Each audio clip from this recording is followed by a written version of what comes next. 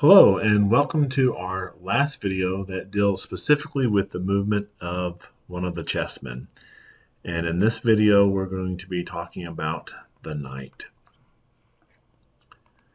And as you can see in these highlighted squares, the knight is on the back ranks for both players and is on the B and the G files.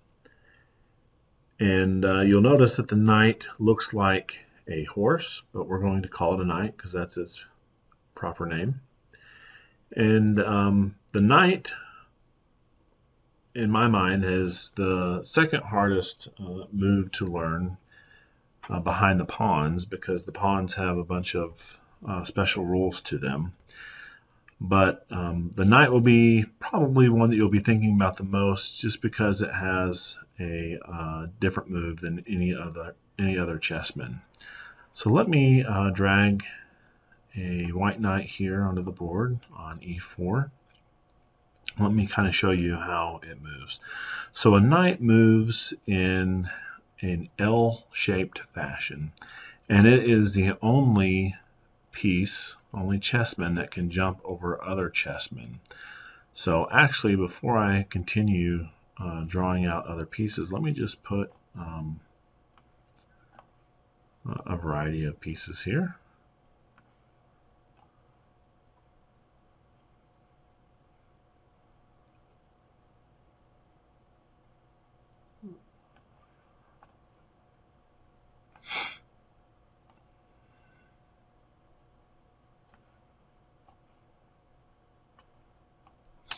So even if all of these pieces, and I could even add some more here, were surrounding this knight, it would not stop him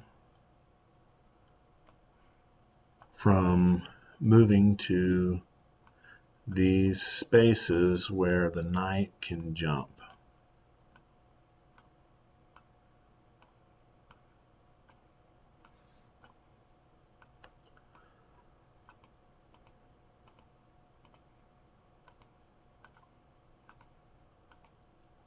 So you can think of these as 2 up and 1 over, or 1 over and 2 up. Either way works, but the result is the same. The knight's movement always results in this 2x3 rectangle from its beginning to its ending point.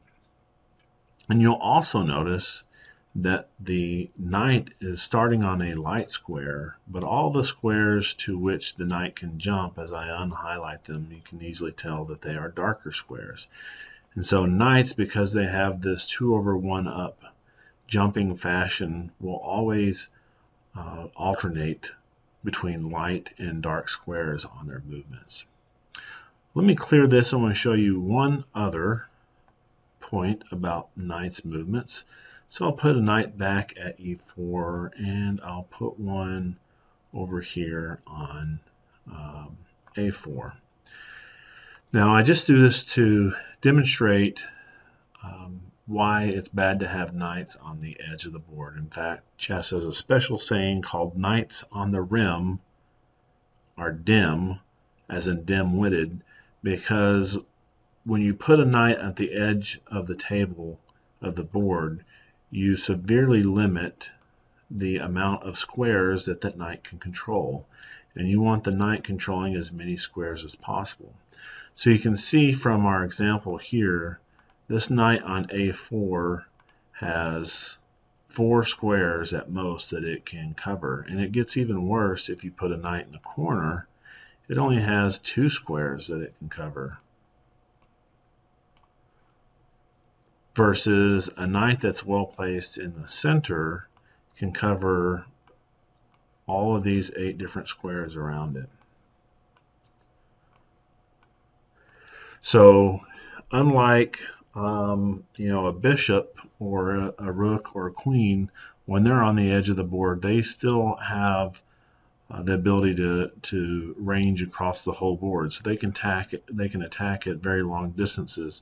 Knights, when they get to the edge of the board, especially in the corner, lose a lot of their ability to attack. Okay, so this is the knights. The next video, we're going to be talking about how the game is actually won and lost through checks, checkmates, and stalemates.